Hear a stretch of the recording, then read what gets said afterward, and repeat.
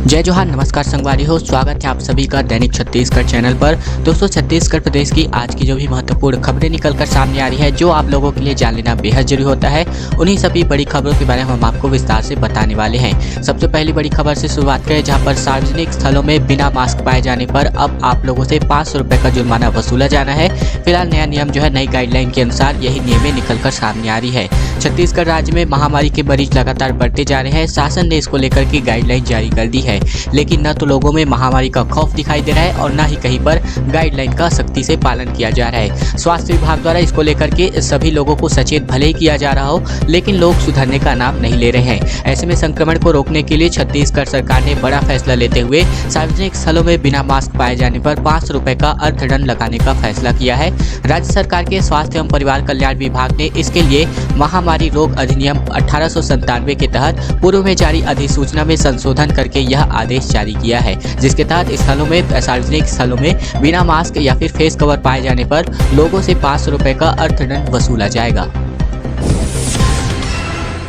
अब जो है रजिस्ट्री कार्यालय रात 8 बजे तक खुल सकेंगे। रोज जो है यहाँ पर 400 रजिस्ट्रियाँ होने जा रही हैं। दरअसल रजिस्ट्री कार्यालय को अब 8 बजे तक खोलने का आदेश जारी कर दिया गया है। मार्च एंडिंग में रजिस्ट्रियाँ की संख्या में इजाफे को देखते हुए पंजीयन विभाग ने यह बड़ा फैसला किया है। रजिस्ट्री कार्यालय में अब रोज जो है 400 रजिस्ट्रियाँ होने वाली है। सभी उप पंजीयक 8 अधिक जो है करेंगे। इसके अलावा रजिस्ट्री कार्यालय में सुविधा का विस्तार किया गया है। अब लगभग 350 से बढ़कर के 400 रजिस्ट्रियाँ की जानी है। ऑनलाइन अपॉइंटमेंट के स्लॉट में विस्तार किया गया है। वही शुक्रवार तक एक उप पंजीयक के पास जो है लगभग 70 अपॉइंटमेंट रहती थी, उन्हें अब 80 कर दिया गया है। इस तरह 5 उप पंजीयक मिलाकर के 50 रजिस्ट्री अधिक करेंगे। बता दें कि शुक्रवार तक हर आधे घंटे में 4 अपॉइंटमेंट दिए जाते थे। अब दस्तावेजों की संख्या अधिक होने के कारण प्रत्येक आधे घंटे में पंजीयन कार्यालय में दस्तावेज पंजीयन के लिए 5 अपॉइंटमेंट दिए जाने के लिए सॉफ्टवेयर अपडेट किया जा चुका है। ऑनलाइन हाउसिंग की सुविधा में विस्तार छत्तीसगढ़ शासन ने कर दिया है। अब जो है आप प्रदेश में ऑनलाइन बुकिंग जो है अपना हाउसिंग बोर्ड के मकान का करा सकते हैं।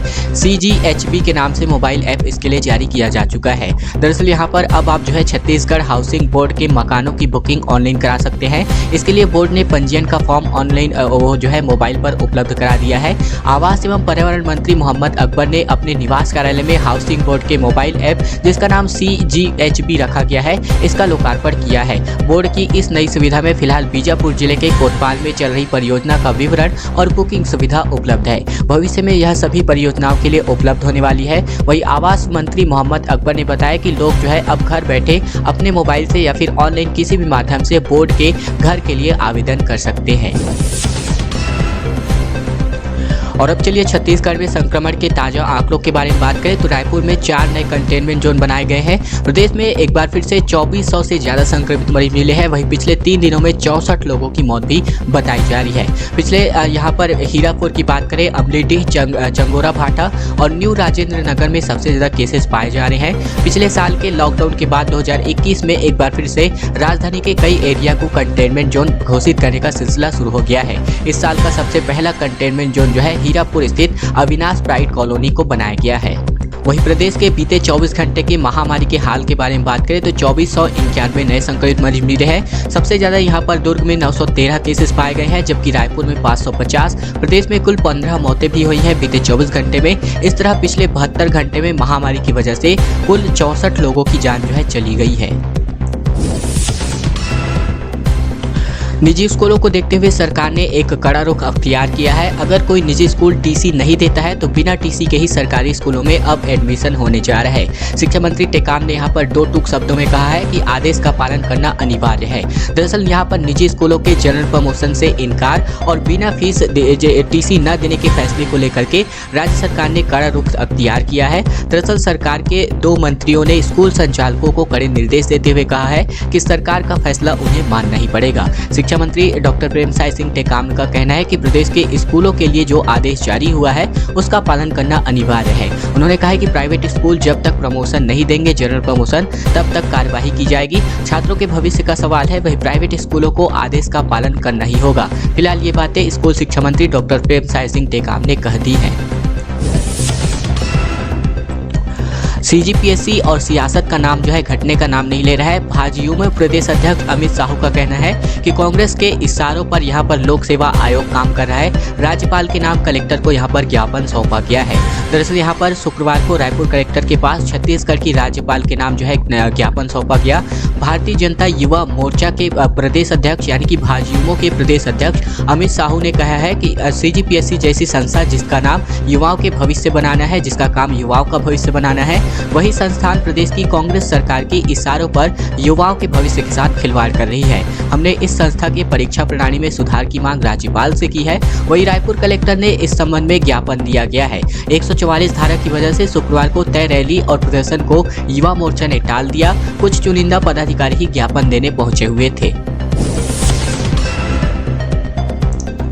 आयुष्मान कार्ड बनाने की तिथि 1 माह और बढ़ा दी गई है। दरअसल यहां पर 5 लाख रुपए तक के सालाना मुफ्त इलाज के लिए आयुष्मान कार्ड बनाने की तिथि 1 महीना बढ़ा दी गई है। अब यह कार्ड 30 अप्रैल 2021 तक बनने वाले हैं। राष्ट्रीय स्वास्थ्य प्राधिकरण द्वारा पहले हितग्राहियों के आयुष्मान कार्ड बनाने की तिथि 31 मार्च तक निर्धारित करी गई थी। वही आयुष्मान भारत प्रधानमंत्री जन आरोग्य योजना के तहत यह कार्ड नजदीकी चॉइस सेंटर या फिर कॉमन सर्विस सेंटर में निःशुल्क बनवाया जा रहा है। वही कार्ड बनाने के लिए हितग्राहियों को राशन कार्ड के साथ साथ अपना आधार कार्ड लेकर के चॉइस सेंटर जाना होगा। परिवार की पात्रता के आधार पर क्रियाशील अंत्योदय कार्ड, प्राथमिकता राशन कार्ड धारी परिवार, इसके अलावा सामाजिक आर्थिक जनगणना यानी कि संगणना 2021 से चयनित परिवारों को 5 लाख रुपए तक के इलाज के लिए सालाना सुविधा इन कार्डों के माध्यम से मिलने वाली है।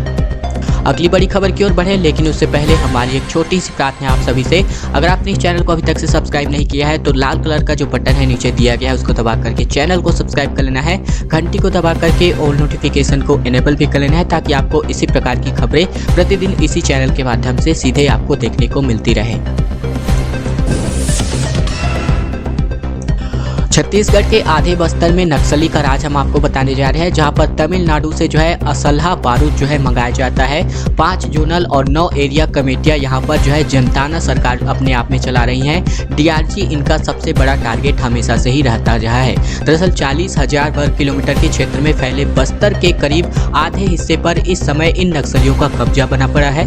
वही बस्तर के 7 जिलों में केंद्रीय और राज्य बल के करीब 1 लाख जवान जो है तैनात रहते हैं। छत्तीसगढ़ में 40,000 वर्ग किलोमीटर क्षेत्र में फैले बस्तर के करीब आधे हिस्से पर इस समय नक्सलियों का कब्जा भरा पड़ा है। हालात तो यहां तक ये निकलकर सामने आता है कि नक्सलियों का प्रभाव कवर्धा, राजनांदगांव और धमतरी जैसे जिलों में भी बढ़ा रहा है। ऐसे में यहां पर नक्सलियों की 5 जोनल कमेटियां और 9 जो एरिया कमेटियां हैं ये यहां पर सक्रिय हैं, जो कि यहां पर अपने आप में जनताना सरकार चलाती है, यानी कि जनता की सरकार चलाने का दावा करती है।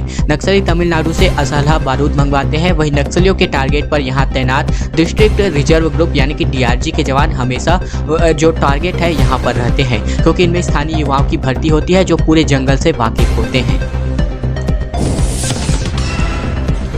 बात करें विकास कार्य के बारे में, जहां पर पेयजल सप्लाई के लिए 2000 करोड़ की तैयार जो 3 परियोजनाएं हैं जल्द ही क्रियान्वयन में लाई जानी है। जल संसाधन मंत्री रविंद्र चौबे ने अरिहन खारंग लिंक परियोजना, छपरा टोला फीडर जलाशय का निर्माण जल्द ही शुरू करने का आदेश कहा है। इसके अलावा अहिरन लिंक योजना से बिलासपुर और रतनपुर शहर को पानी की आपूर्ति की जाएगी। इसका निर्माण CIDC करने वाला है। CIDC की बोर्ड की बैठक में योजना की प्रशासकीय स्वीकृति को लेकर के विस्तार से चर्चा की गई है। बैठक में अतिरिक्त मुख्य सचिव सुब्रत साहू, प्रमुख सचिव वन मनोज पिंगुआ, वहीं कृषि उत्पादन आयुक्त डॉक्टर M गीता, राजस्व विभाग की रीता सांडिल्य और छत्तीसगढ़ स्टेट पावर कंपनी के चेयरमैन अंकित आनंद, CIDC के MD अनिल राय सहित अन्य अधिकारीगण मौजूद थे। बैठक में बताया गया कि रेहर अटेम परियोजना के सर्वेक्षण का कार्य शीघ्र ही शुरू होने वाला है। वही बैठक में वित्त विभाग के अधिकारियों को प्रशासकीय स्वीकृति के लिए भिजवाने के निर्देश दिए गए हैं। बात करते हैं छत्तीसगढ़ में देश के 3/4 से अधिक लघु वनोपजों की संग्रहण की खरीदी होती है। फिलहाल एक सर्वे के मुताबिक यह डाटा सामने आया है। राज्य में समर्थन मूल्य पर लगभग 52 लघु वनोपजों की खरीदी फिलहाल की जा रही है। दरअसल लघु वनोपजों के संग्रहण के मामले में छत्तीसगढ़ ने पूरे देश में तीसरा स्थान प्राप्त करके अपनी बेहतर नीतियों और उनके कार्यान्वयन का एक बार फिर से प्रमाण कर दिया है। The tribal cooperative marketing development federation of India यानी कि ट्राइफेड द्वारा जारी किए गए आंकड़ों के अनुसार वर्तमान में देश में कुल संग्रहित लघु वनोपज में से 3/4 से अधिक अर्थात यानी कि 75.38% लघु वनोपजों का संग्रहण छत्तीसगढ़ में किया जा रहा है। वित्तीय वर्ष 2020-21 के दौरान अभी 23 मार्च तक देश में न्यूनतम समर्थन मूल्य पर 181 करोड़ 25 लाख रुपए राशि के लघु वनोपजों की खरीदी की गई है। इनमें छत्तीसगढ़ के 136 करोड़ 63 लाख रुपए की राशि के लघु वनोपजों की खरीदी शामिल है। इसका श्रेय जो है यहाँ पर वर्तमान मुख्यमंत्री की सरकार को जाता है, क्योंकि ये जो आंकड़े निकलकर सामने आ रहे हैं ये इसी साल के आंकड़े हैं। जुर्माने पर राजनीति लगातार बढ़ती जा रही है। छत्तीसगढ़ में भाजपा विधायक बृजमोहन अग्रवाल ने मास्क नहीं लगाने पर बढ़े जुर्मानों को यहां पर वसूली करार दिया है। सरकार पर महामारी फैलाने का आरोप भी इन्होंने लगा दिया है। छत्तीसगढ़ में सरकार ने सार्वजनिक स्थलों पर मास्क नहीं पहनने पर जुर्माने की राशि 100 रुपए से बढ़ाकर के 500 रुपए कर दी गई है। अब इसको लेकर के राजनीतियां भी शुरू हो गई है। पिछली सरकारों में मंत्री रहे भाजपा विधायक बृजमोहन अग्रवाल ने इस जुर्माने को जो है वसूली करार दिया है। भाजपा विधायक ने सरकार पर महामारी फैलाने का आरोप भी लगाया है। वही भाजपा विधायक अग्रवाल का कहना है कि सरकार गरीब जनता को जागरूक कर करके मास्क और सैनिटाइजर बांटने के बजाय मास्क लगाने को प्रोत्साहित और अनिवार्य करने के बजाय 500 रुपए की वसूली चालू कर दी है। सरकार ने इससे पैसा कमाने का नया व्यवसाय चालू कर दिया है। अग्रवाल का कहना है कि राज्य सरकार की लापरवाही और जनता के जीवन से खिलवाड़ करने की मानसिकता के चलते ही हम एक्टिव मरीजों वाला जो है 5वां सबसे बड़ा प्रदेश बन गए हैं। 3 करोड़ से कम आबादी वाले प्रदेश में 22 करोड़ वाले उत्तर प्रदेश सहित बिहार, मध्य प्रदेश, तमिलनाडु से भी अधिक संक्रमित मरीज मिल चुके हैं। फिलहाल ये बातें जो है बृजमोहन अग्रवाल पूर्व भाजपा विधायक जो है इन्होंने कह दिया है। माफी चाहिए, पूर्व भाजपा के मंत्री और वर्तमान विधायक बृजमोहन अग्रवाल ने ये बातें कही हुई हैं। दोस्तों आज की खबरों का सिलसिला यहीं तक का था। वीडियो अगर आपको पसंद आया तो इस वीडियो के नीचे लाइक बटन है, दबा करके वीडियो को लाइक कर देना है। लाल कलर के इस बटन को दबा करके चैनल को सब्सक्राइब कर लेना है। घंटी को दबा करके ऑल नोटिफिकेशन को भी इनेबल कर लेना है, ताकि प्रतिदिन आपको इसी प्रकार की खबरें इसी चैनल के माध्यम से सीधे आप तक पहुँचती रहे। अगली वीडियो में फिर आपसे मुलाकात होगी, तब तक के लिए धन्यवाद, नमस्कार।